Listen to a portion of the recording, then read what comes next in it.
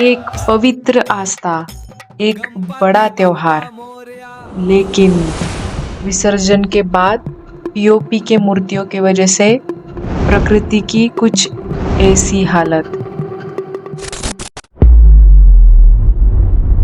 पुराने जमाने में पहले के टाइम पे गणपति जी की मूर्तियां मिट्टी से बना करती थी। शाडू माटी का यूज हुआ करता था आइडल्स को बनाने के लिए। लेकिन फिर उसके बाद आया एक नया trend, POP, plaster of Paris, जो हल्का, सस्ता और इजीली बन जाता है। लोगों को लगता है कि मूर्ति कितनी सुंदर दिख रही है, लेकिन उसके पीछे जो सच छुपा है वो उसके बारे में हम थोड़ी सी आज बात करेंगे। जो मिट्टी होती है, शाडू मिट्टी या फिर जो भी क्ले होता है, वो पानी में बिल्कुल आसानी से डिसॉल्व हो जाता है, लेकिन वही पीओपी पानी में सालों तक वैसे के वैसे ही रहता है, वो डिसॉल्व नहीं होता आसानी से। मतलब कि ये जो आसान सुविधा है पीओपी की, क्योंकि वो सस्ता मिलता है मिट्टी से, लाइट वेट होता है और इजीली एक्सेसिबल होता है, इजीली अवेलेबल होता है, ये सुविधा प्रकृति के लिए एक स्लो पॉइजन बनने लगी है। और सिर्फ यही नहीं कि पीओपी डिसॉल्व नहीं होता, पीओपी की मूर्ति में जो पेंट्स यूज होते हैं वो लीड, मर्क्यूरी, क्रोमियम, कैडमियम, ये सारे हेवी मेटल्स भी पानी में मिक्स हो जाते हैं। और इसका रिजल्ट, एक्वेटिक लाइफ पूरी तरह से डिस्टर्ब हो जाती है, मछलियां मर जाती है, पानी कंटामिनेटेड हो जाता है, पानी की क्वालिटी बहुत खराब हो जाती है, पानी का रंग बदल जाता है, पानी हार्मफुल केमिकल्स मिक्स होने के वजह से वो बहुत हद तक कंटामिनेटेड हो जाता है। फेस्टिवल तो खत्म हो जाता है, लेकिन जहर वो पानी में ऐसे ही घूमते रहता है। और आपको पता है, जब पीओपी होता है ना, वो पानी से रिएक्ट होने के बाद पानी गर्म हो जाता है, और जब बहुत सारी मूर्तियां, हजारों की क्वांटिटी में मूर्तियां जब वाटर बॉडीज में एक साथ विसर्जन की जाती है, तो पानी का टेम्परेचर बढ़ जाता है, और इसके वजह से जो थर्मल शॉक क्रिएट होता है और मछलियां तुरंत मर जाती है। ऊपर से थर्माकोल, ग्लिटर्स, ये जो हार्मफुल केमिकल्स और माइक्रोप्लास्टिक्स होते हैं, वो हमेशा के लिए वाटर बॉडीज में, रिवर्स में, लेक्स में जमा हो जाते हैं। कुछ रिपोर्ट्स और स्टडीज के मुताबिक मुंबई के पवई लेक में जब विसर्जन किया गया था, तो उसके 24 घंटे बाद जब पानी का टीडीएस चेक किया था, तो वो 200% से इंक्रीज हो गया था, और पीएच इम्बैलेंस हो गया था, और टॉक्सिक मेटल सेफ्टी लिमिट्स के ऊपर निकल गए।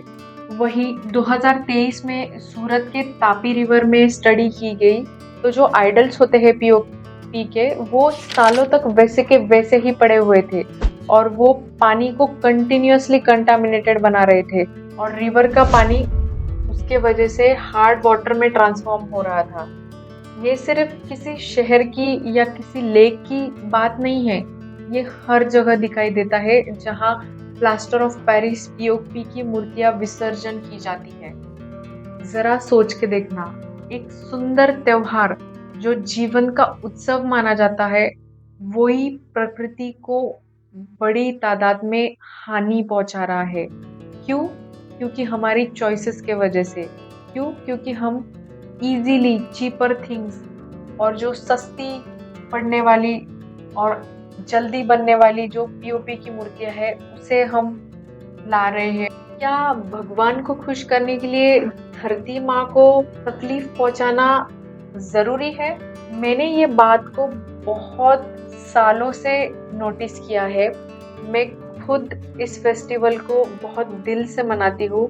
गणपति का festival is one of my favourite festival, और हर साल मैं इसे बिल्कुल ही इको फ्रेंडली तरीके से मनाती हूँ। मेरे पिताजी के सोच के वजह से, उनसे इंस्पिरेशन लेके हर साल एक इको फ्रेंडली गणपति की स्थापना करती हूँ। और जब विसर्जन होता है और मैं वाटर बॉडीज के आसपास से गुजरती हूँ, नदियों के आसपास देखती हूँ, और जो पीओपी की मूर्तियाँ विसर्जन की हुई मुझे दिखती है, हम बोलते हैं ना, जिसे विटंबना होती है मूर्तियों की, जो हम जिसे पूछते हैं, आप एक बार विसर्जन के बाद समुंदर में जहाँ पे विसर्जन होता है, नदियों में जहाँ पे पीओपी की मूर्तियाँ विसर्जित की जाती है, वहाँ जाके देखना, आपको बहुत बुरा लगेगा जब वो गणपति जी, जिसे हम पूजते हैं उनकी जो आइडल है वो ऐसी ही टूटी हुई पड़ी होती है, किनारे पर अटकी हुई, कहीं पर फंसी हुई, क्योंकि वो डिसॉल्व नहीं होती।